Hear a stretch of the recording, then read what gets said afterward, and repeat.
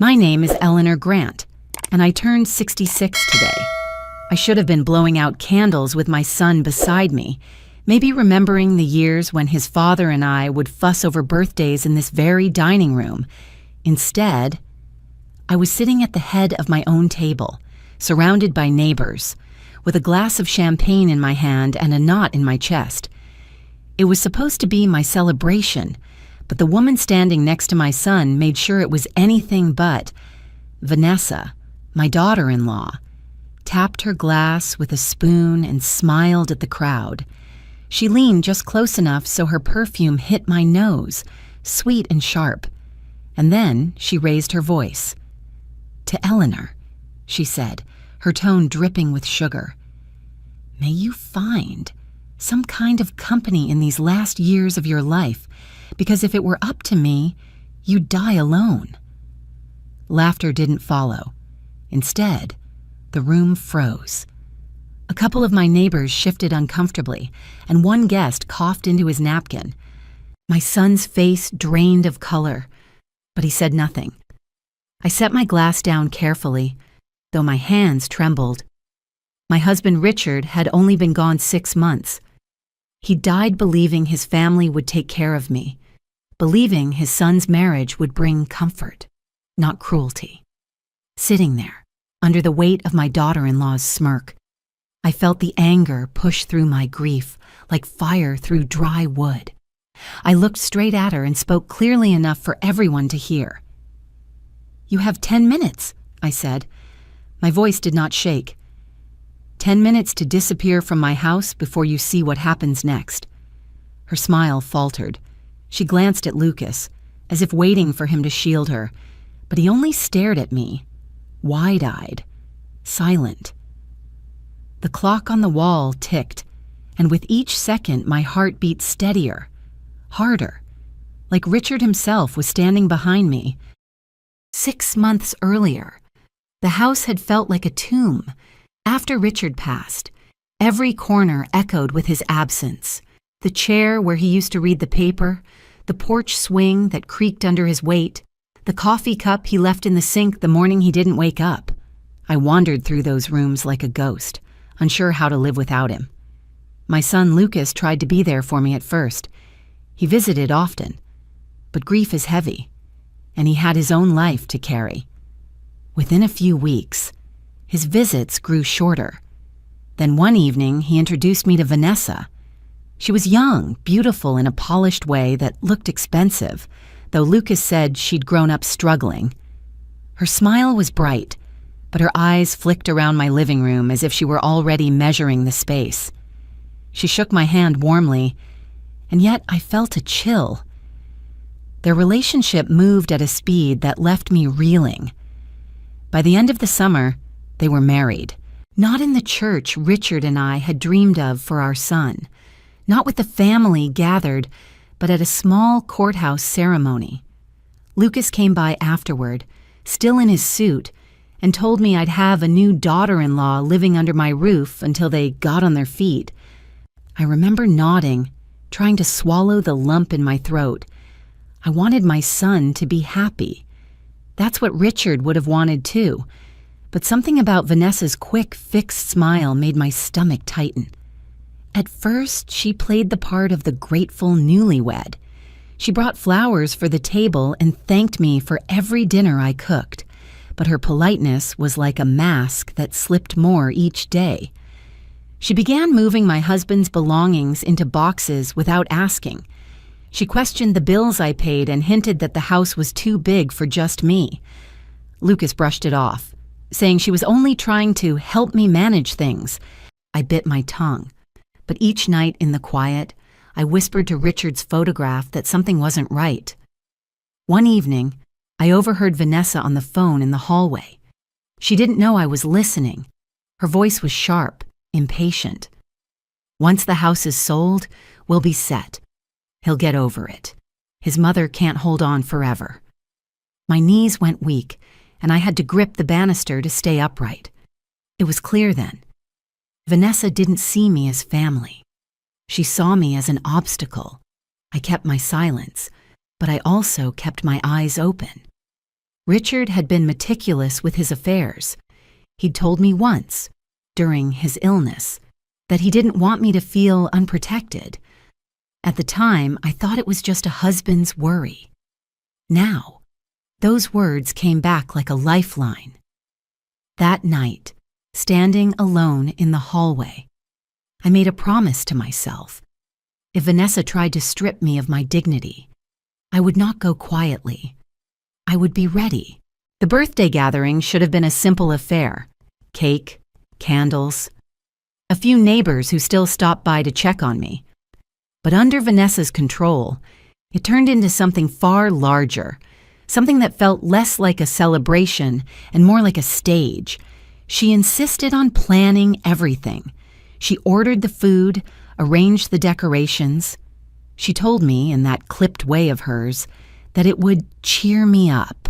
When I walked into my own dining room that evening, I barely recognized it. The table was covered in glittering cloth, trays of catered hors d'oeuvres lined the counters, and bottles of champagne stood ready in buckets. My neighbors whispered compliments, but I felt like a guest in a place I had lived for decades. Lucas tried to smile at me, nervous, as if sensing my discomfort. He poured me a glass of champagne, but his hand trembled. Vanessa glided through the room, greeting everyone with a perfect hostess's grace, her eyes darting to me every few seconds like a hawk circling its prey. When the time came for the toast, I braced myself. She tapped her spoon against the glass, flashing that polished smile that never reached her eyes. "To Eleanor," she began, her voice smooth and theatrical. 66 years. That's quite an achievement. And may you find some kind of company in these last years of your life, because if it were up to me, you'd die alone. The room froze. For a heartbeat, no one moved. The only sound was the ticking clock on the wall and the faint hum of the refrigerator. A neighbor shifted uncomfortably. Someone coughed. My son's mouth opened, but no words came out. I felt my chest tighten, the ache of grief colliding with the sharp sting of humiliation. Richard had been gone only half a year, and now, on the day meant to honor me, I was being mocked in front of friends and family. I placed my glass down carefully, as if any sudden motion might shatter me. But inside, something else stirred. Anger. Resolve. Richard had warned me this could happen. He had made plans for me, protections I hadn't fully understood until now, and I had promised myself that if Vanessa ever crossed the line, I would not stay silent. I straightened in my chair, feeling the eyes of the room on me. "You have 10 minutes, I said, my voice calm but cutting through the silence. 10 minutes to disappear from my house before you see what happens next?" Vanessa's smile wavered, but she quickly covered it with a laugh. "Oh, come on, Eleanor, it's just a joke." No one laughed with her. Lucas looked at me, his face pale, caught between the woman he'd married and the mother who had raised him. The tension in the air was thick enough to choke on. I didn't explain myself. I didn't need to. My heart beat steadily as I glanced at the clock again. 10 minutes. That was all the time she had left before the truth arrived at my door. I did not count out loud. I didn't need to. The clock on the wall did it for me, each click drawing a line between the person I had been and the woman I was about to become. I rose from my chair, nodding to a neighbor who had known Richard since high school, and walked to the kitchen. The phone was already in my pocket. My hands were steady when I called Michael Hartman. He answered on the first ring. I could hear office noise behind him, the shuffle of papers, the low murmur of a radio.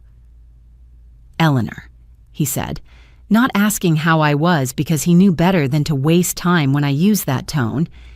"Is it happening?" "It is," I said. "She did it in front of everyone." "I'm 2 streets over," he replied. "Give me 8 minutes."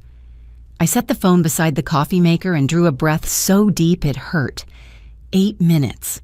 I could hold a lifetime inside 8 minutes if I had to.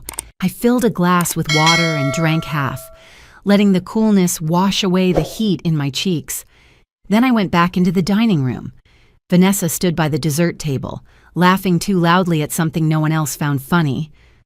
Lucas hovered, wringing his hands, the way he used to when he was a boy and thought he'd broken something precious. I passed him and touched his arm. He flinched, ashamed of his own silence. "Mom," he whispered, "you didn't mean it, right? The 10 minutes?"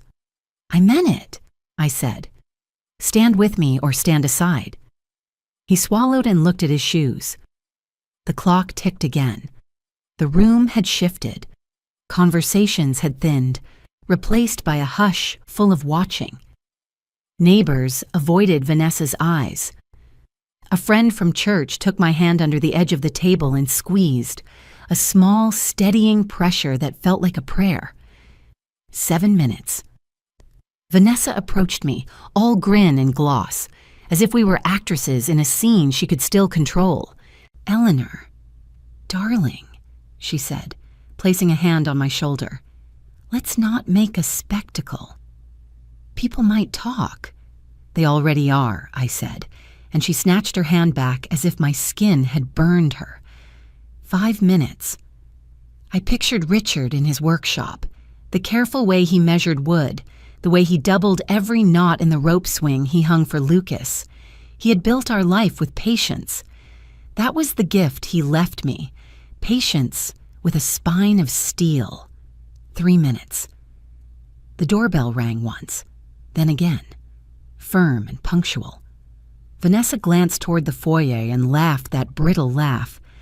"Who on earth?" "Truth," I said, and walked to let it in. Michael Hartman stood on my porch, hair a little mussed by the wind. He gave me a brief nod and stepped inside as if he had done it 100 times, because he had, back when Richard was alive and they would sit at this very table arguing about baseball and trusts in the same breath. "I brought what Richard asked me to bring," he said quietly. "Are you ready?" "I have been ready since the day he made me promise," I said. We entered the dining room together. The crowd parted without being asked. Even Vanessa took a small step back, the way people do when they see a storm coming and realize it is headed straight for them. Michael set his leather briefcase on the tablecloth, snapped it open, and removed a flat envelope with Richard's handwriting on it. My breath caught. I would have known that slanted script anywhere. Michael did not read the letter out loud at first. He asked the room for a moment, and for witnesses. The neighbors stayed. Lucas nodded, pale and rigid. Vanessa crossed her arms and rolled her eyes but didn't dare leave. "This is a letter from Richard Grant to his wife, dated 3 weeks before his passing," Michael said, his voice measured. "Accompanying it are instructions related to the Grant Family Trust. He asked that, if Mrs. Grant were ever publicly humiliated or pressured regarding her home, I make certain provisions clear." Vanessa scoffed. "This is ridiculous." Michael ignored her. He unfolded the letter and began to read. Richard's words filled the room. He told me he loved me, that he knew grief could make wolves look like shepherds. He reminded me that the house was protected by the trust, that my right to live here was secure for the rest of my life, and that anyone who sought to coerce me or isolate me would find themselves excluded from any benefit the trust might provide. He placed the letter beside the envelope and drew out a second document. "This is a notice of no contest clause and a statement of intent regarding elder abuse concerns," he said. "If anyone contests Mrs. Grant's rights or engages in coercive behavior, they forfeit distributions. The trustee is empowered to act immediately." Lucas pressed his lips together. "Dad wrote that?" "He did," Michael said gently. "He also asked me to make sure you saw it if the time came." The silence that followed felt heavier than any toast. Even the clock seemed to hold its breath. Michael wasn't finished. He took out a slim, labeled folder, and set it beside the letter. Mr. Grant authorized a limited investigation while he was ill, he said. He did not want to believe anyone might take advantage of his wife. He asked me to verify that everything around her was safe. Vanessa's chin lifted. Are you accusing me of something? Michael opened the folder. He laid out printed screenshots of messages and a few photographs taken in public places. Vanessa meeting a man at a bar on a Tuesday afternoon when she'd told Lucas she was at a dental appointment. Vanessa handwriting notes about potential listing prices she'd discussed with someone who was not a realtor. Vanessa typing words that made my stomach twist. Sell the house. Press him. She can't live there alone forever. Lucas stared at the table as if the documents might vanish if he didn't blink. Nessa? He whispered, using the pet name that suddenly sounded childish. She laughed too loudly. This is outrageous. You're spying on me. Michael kept his gaze on Lucas. Some states allow one-party consent for recordings. We did not rely on those. We relied on witnesses, public records, and your father's explicit instructions to protect your mother. Nothing here was obtained illegally. I didn't gloat. I thought I might. But I didn't. Instead, a strange calm took hold, the kind that sometimes comes right before rain. Richard had prepared this. He had known I would need proof, not pride. Lucas lifted a shaking hand to his mouth. Tell me this isn't what it looks like. Vanessa's silence answered for her. Her eyes darted from the photos to the letter to the ring on her finger, as if calculating what she could still keep. Michael turned one final page. There is also a proposed stipulation, he said, sliding a pen from his pocket. If Mrs. Cole agrees not to contest Mrs. Grant's rights to residence and assets, and agrees to no further contact intended to intimidate or coerce, the trustee will forego seeking additional remedies. If she refuses, we proceed. What remedies? Vanessa asked, voice flat. Civil, he said, and referrals if necessary. Lucas folded, as if the air had gone out of him. Nessa, please. For a moment she met my eyes. I did not hate her. I simply would not be erased. Choose, I said. Choose decency. She did not choose decency. Not at first. She chose a tantrum. Words spilled out of her like sparks, each one lighting something on fire. She called the evidence fake, called Michael a vulture, called me a manipulator. But the room had shifted against her, and sound alone could not move it back. Michael waited. He had the patience of a man who has watched storms blow in and blow out again. When her voice finally cracked, he tapped the stipulation with the end of his pen. You don't have to like it, he said. You just have to decide. Lucas spoke then, his voice raw. I married you because I believed in you. If you love me, sign it. She looked at him as if he had betrayed her, when in truth he had only, finally, seen her. The fight went out of her shoulders. She took the pen. Her signature shook, a jagged line that still counted. Michael gathered the papers. You will vacate the premises this evening, he said calmly. You will make no attempts to pressure or harass Mrs. Grant. Any violation will be documented and acted upon. Vanessa lifted her chin. You think you've won. This isn't a game, I said quietly. It's my life. She swept past me, leaving the scent of her perfume behind like a closing curtain. A neighbor exhaled. Somewhere in the house, the refrigerator hummed back to life, as if the entire structure had been holding its breath with us. Lucas stayed after everyone else had gone. He washed dishes without being asked, the way he did when he was 16 and sorry. Mom, he said, staring at the soapy water. I should have listened. I'm sorry. I dried a plate and touched his back. We move forward, I said. That's what your father would want. Michael left the documents with me and promised to follow up in the morning. When the door closed behind him, the house felt strange, emptied of threat, full of echoes that were finally only echoes again. That night, I slept without waking to listen for footsteps in the hall. I did not dream of arguments. I dreamed of Richard's hands, steady and sure, building something that would last. Spring came slow and green. I started taking walks after breakfast, the way Richard and I used to do when he felt strong enough. The neighbors waved. I told them thank you for staying anyway. Lucas moved into a small apartment across town and began seeing a counselor. Sometimes he came by with groceries. Sometimes he just sat on the porch and talked about ordinary things: a stubborn client, a new bridge design, a stray cat that waited outside his building every night. He didn't rush his apologies, and I didn't rush my forgiveness. We let them grow at the pace of honest things. With Michael's help, I established the Richard Grant Fund, a foundation to support older adults facing coercion or isolation at home. It didn't need to be. The first grant bought a set of locks for a widow whose nephew kept showing up uninvited.